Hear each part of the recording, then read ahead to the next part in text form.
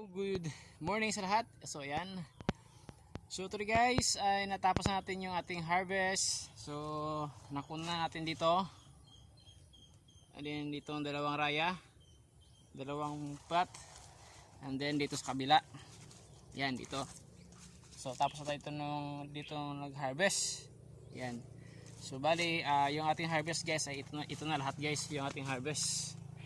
Yan, ito ay yung ating pang third harvest. Yan. So ito guys yung ating blessing ngayon. So kahit na umuulan, so may blessing. Yan. So thanks God sa blessing. Kahit na kunti-kunti lang yan, at least may pambili ng bigas. Yan. So 62 days na guys yung ating sitaw. So hindi pa talaga sobrang dami yung mga bunga. Ayan, so okay lang, at least meron tayong maha-harvest. So doon naman tayo guys sa patula. So kuha tayo doon ng patula. Ayan, so meron tayo dito kukunin. Ayan, so ito guys ay natapos na tayo dito mag-harvest. Ayan. So yung ating sitaw ay hindi pa natin nalinisan. Kasi sobrang busy talaga. Sobrang busy yung ating schedule. So marami pa tayong ginagawa. Meron pa tayong pinapagawang maliit na bahay. Yan, so kubo lang. Pang ano lang, pang lagay, pang ano natin ng ating mga harvest. So doon natin ilalagay. So dito tayo sa ating patula. So mag-harvest tayo. So noong Monday na harvest tayo dito sa ating patula. So nakakuha tayo ng 1 kilo. Yan, so yung isang kilo mga ka-farmers dito sa amin ay nasa 50 per kilo yung kuha nila per kilo. So ayan, sana makakuha tayo dito ng marami-rami. Yan, so ito guys, oh. Yan, so kunin natin. Okay, ay, ano ba yan? Okay. Ayan, so, ayan guys, oh. Ayan, so, isa. Meron pa dito. So, maraming mga bulaklak guys ng ating patula. So, ayan. Ito guys, patula.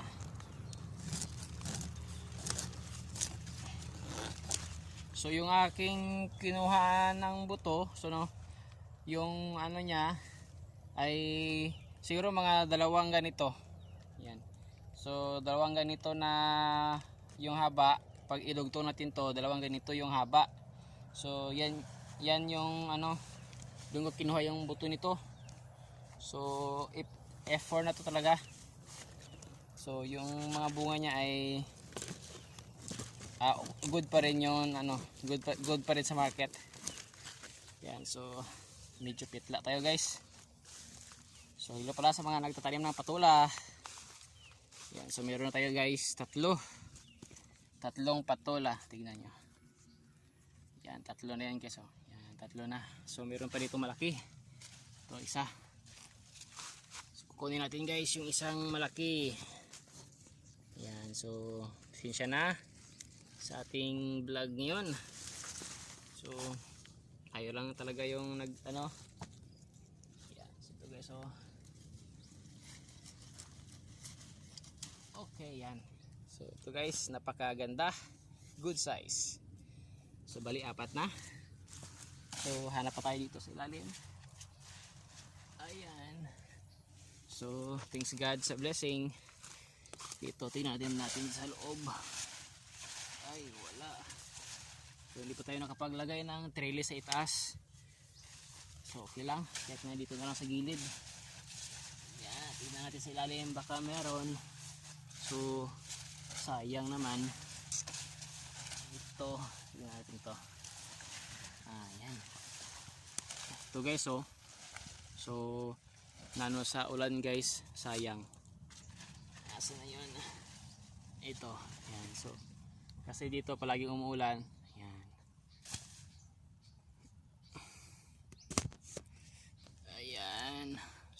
okay lang. So ito meron dito, so baka Friday pa ito makukuha natin. Okay, so ito guys ay sinishare ko lang guys yung aking mga tanim dito sa farm. So ito ay mga ordinary tanim lang. So ito guys, dalawa, maliliit pa. Ayan o, uy, yan.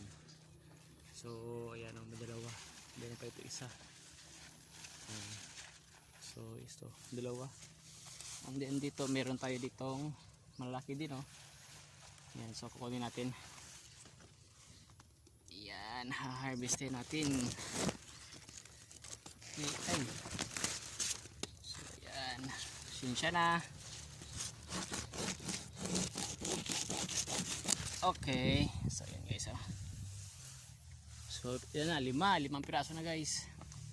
Meron pa isa. Yung isa, nasa na yung isa? Ito.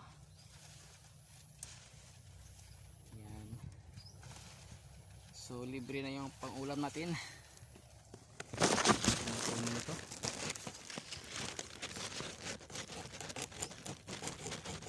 Okay. Yan. So mahirap talaga pag tayo lang yung isa nagbablog. So kailangan kakayanin para ma-share lang yung ating mga tanim dito. Yan. So sana i-follow nyo ko guys sa aking Facebook page. Ayan, ano ba to? Ayan. So ito, good size. So bali ilan na? Ito yung piraso na guys. So para makakuha tayo ng 2 kilo. So may pambili na tayo ng bigas. So wala na guys. So yun lang yung ating patula. So thanks God na meron tayong harvest ngayon sa ating patula. Ayan. So masarap yung patula guys pag nilagyan natin ng ano, tawag dito, yung dito sa amin mulo. Ay ito pa pala. And then sardinas, maganda din yun guys. So okay, so yes, good siya. Yan, so ilan? Isa, dalawa, tatlo. So 4 na piraso guys. Then dun sa kain na 4 din.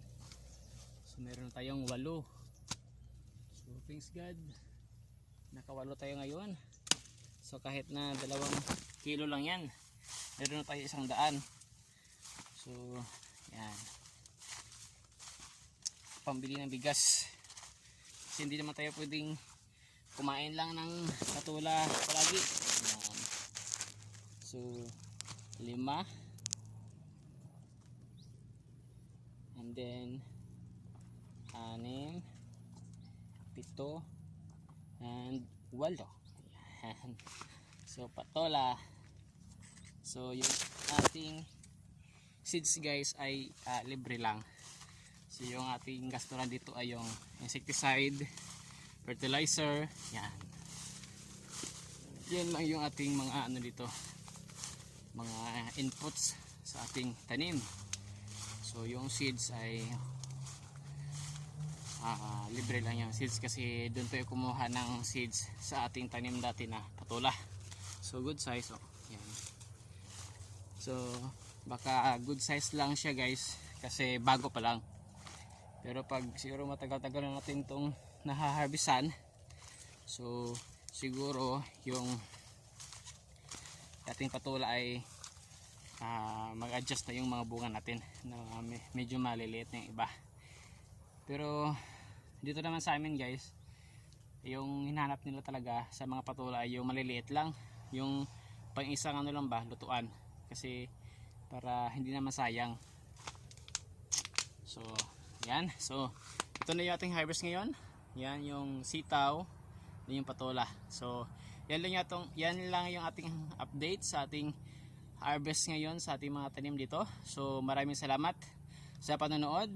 So wag niyo guys kalimutan i-share, i-like and i-follow yung aking Facebook page. So sa mga bagong naka-follow sa aking Facebook page, so maraming salamat dahil sa inyong mga suporta, itong vlog na to or page na to ay siguro maglalaki pa, and then dadami pa yung mga makaka panood ng aking mga vlog. So maraming salamat. So God bless po sa inyo lahat. Shout out na lang po sa lahat. So bye bye. Thank you po.